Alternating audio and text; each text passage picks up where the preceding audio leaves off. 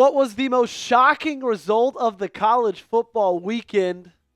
Penn State goes down on the road against UCLA, a team that hadn't had a win yet in the 2025 season, a team that was a 25.5-point underdog, a team that had their play caller using the headset for the first time ever. And they take down James Franklin and the Penn State Nittany Lions. So because of that result, I think it's only fair that on today's show, we talk about 10 names that I need you guys to monitor as possible James Franklin replacements for Penn State if they decide to move on from him over the next couple of months once we get into the offseason. Look, James Franklin, I think he showed you exactly what it is. He showed you exactly what he is. And it's not like it's been 4 or 5 years. It's been a decade. Like, we know exactly what the kind of coach you're going to get, the exactly kind of result you're going to get on the field. And so I would not be surprised one bit if this kind of continues and then snowballs down, more and more out throughout the season if Penn State wants to move in a different direction. I want to hear what you guys think, though. Should Penn State fire James Franklin? If you think they should, do me a big favor, hit that thumbs up button and like today's video. Let's get started with our replacements by starting with a guy that he used to coach against. That is Jesse Minter, who currently is the defensive coordinator for the Los Angeles Chargers. Of course, he made that move to Los Angeles following his head coach at Michigan, John Harbaugh, because prior to being in LA, Jesse Minter spent time with the Michigan Wolverines being their defensive coordinator as well. Of course, won that national championship in part because of their unbelievable defense. Jesse Minter is a guy who will have a head coaching job in 2026. I am a firm believer in that. Now, whether if that's in the National Football League or in college football, I think that's yet to be seen. But we all know he has experience in the Big Ten. He knows exactly what that conference is like. We know that he's been coordinating at a championship-type level in the Big Ten with Michigan. He knows the recruiting of the Big Ten. He knows how that all works, okay? I think he would be a wonderful addition. He's young. He's like hip, fresh, new. Just some new blood, new excitement in that program that they haven't had in a very, very long time. Curt Cignetti is a guy we got to talk about as well. Now, he's not near as young. He's not near as hip as Jesse Minter, but like he says, Google me. All I do is win. And that's basically what he's been doing in Indiana over the last couple of seasons. Obviously, they had that phenomenal year last year. And everybody kind of had the question marks. What's Indiana going to be so far in 2025? Well, we've seen that they're going to be a pretty damn good team again. Now, there are some scheduling question marks you got to answer. They're not playing the best teams every single weekend. But when they do, like Illinois, they absolutely blew them out of the water. He's got Fernando Mendoza looking like one of, if not the best quarterback in the country. And we all know that he would probably like to take that step up from Indiana one day. And boy, it is a step up going from Indiana to Penn State. I would imagine Curt Cignetti, with his history, with those resources that he would be offered in Penn State, that would be a massive, massive swing and a massive get for the Nittany Lions. Drop a name for me. Okay, I've given you 2. I'm about to give you 8 more. Name a coach you think Penn State should hire for next season. Okay, get me in the comment section down below. Number 3, Matt Rhule. This one's staying in the Big Ten as well. Matt Rhule has been very, very impressive in his college tenure. Obviously, he was really great with Temple, and it's kind of been the same schedule, I should say, for him in his career. Like year 1 at Temple, they were awful. Year 2, they were better. Year 3, they won like 10 games. The exact same thing happened in Baylor. Year 1, awful. Year 2, they were better. Year 3, they won like 10 games. Okay?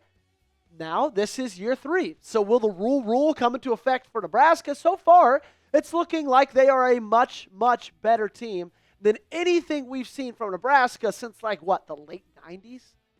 He's going to be a hot name, I think, in this coaching search. And I think there's only a couple of schools in the SEC and in the Big Ten that would be steps up for Nebraska. He's given a great fan base. He's given great resources, a great stadium, an easy thing to sell. Wonderful history right there with the Cornhuskers. But Penn State, with the success they've had more recently in the past 2 decades, I think would be a bigger jump for him and a better job. Lane Kiffin is the 4th name we got to talk about, okay? Lane Kiffin has done phenomenally. What he's doing with Trinidad Chambliss, a guy who transferred in from Division II and wasn't even this team's starting quarterback, and then just gets rushed into that starting role after the injury they had to their day one starter, and they just continue to win. They continue to dominate. And that's kind of what Lane Kiffin has done at Ole Miss. Now, in my opinion, he did underperform a little bit last year.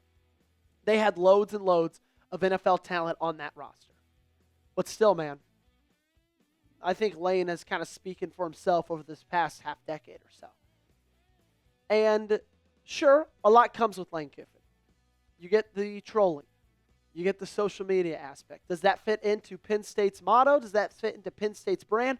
Probably not. But what has fitting into Penn State's brand and motto gotten you over the past decade? One win against a top 10 team? Maybe take a risk. Maybe roll the dice on Lane. Ole Miss, it's not a top 5 job in the SEC. Hell, it might not even be a top half job in the SEC. He could be willing to take that jump, take that risk. Lance Leipold is another name. Currently the head coach of Kansas. I don't even need to tell you that moving from Kansas to Penn State would be a bigger jump for Lance Leipold. But I think anytime you can have success as a head coach of the Kansas Jayhawks, not their basketball team, I think that puts some eyes on you. I think that's exactly what Lance Leipold has been able to do over the past couple of years. Like, not only are they winning, but, like, he's bringing in pretty decent talent as well. Now, are they a top 20 recruiter? No. I don't think they would ever be. You could put Nick Saban on the Kansas Jayhawks. I don't know if they'd be a top 15 recruiter. But regardless, Lance Leipold, you cannot go past or look past what he's done. And he's a guy, kind of the opposite of Lane Kiffin, in my opinion, fits that Penn State mold really, really well. Something that I know would fit you really, really well is our friends over at PrizePicks. And right now, they're offering you this amazing deal, okay? If you download the PrizePicks app and you use our code CLNS, you can get $50 in lineups. All you got to do is play your first $5 lineup. Football season is in full swing, and you and I make decisions every day. But on PrizePicks, being right can get you paid, so don't miss any of the excitement this season on PrizePicks, where it's good to be right. PrizePicks is the only app that offers stacks, meaning you could pick the same player up to 3 times in the same lineup. Want to pick more on Arch Manning's pass yards, rush yards, and touchdowns? Now you can pick all of them in the same lineup only on PrizePicks. PrizePicks invented the flex play, which means you can still cash out even if the lineup isn't perfect. You can double your money even if one of your picks doesn't hit. And this is what I love about PrizePicks is all the flexibility. We got some Monday Night Football tonight, and I'm showing you my lineup.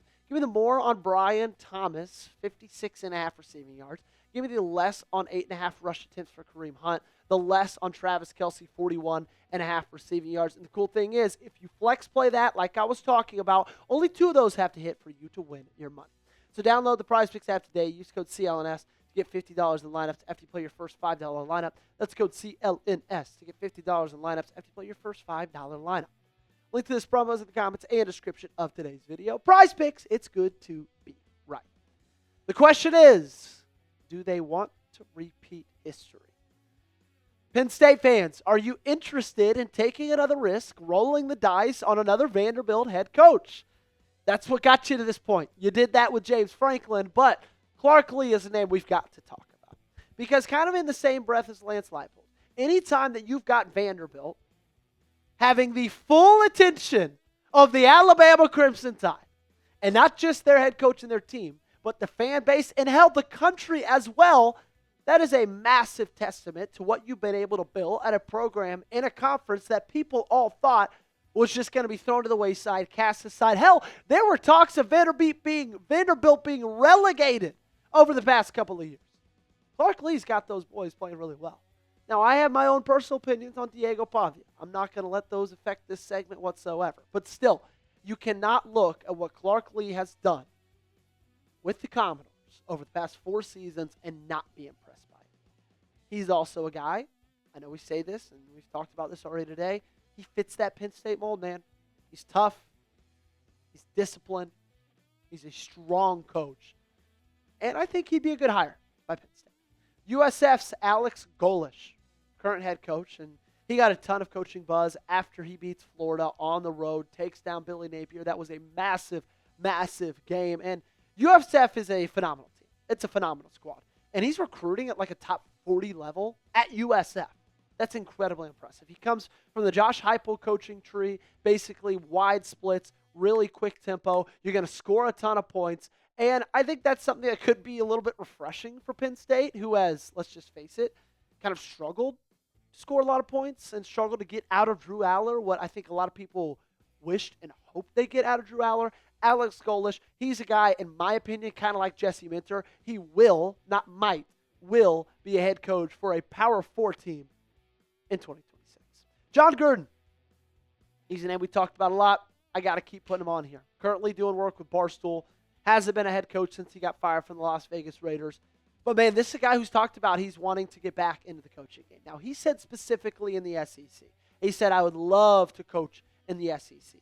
But Penn State is, like, very similar to coaching in the SEC, right? When Jon Gruden says, I want to coach in the SEC, he's not talking about Mizzou. He's not talking about, what? He's not talking Mississippi State. No. He's talking the big boys.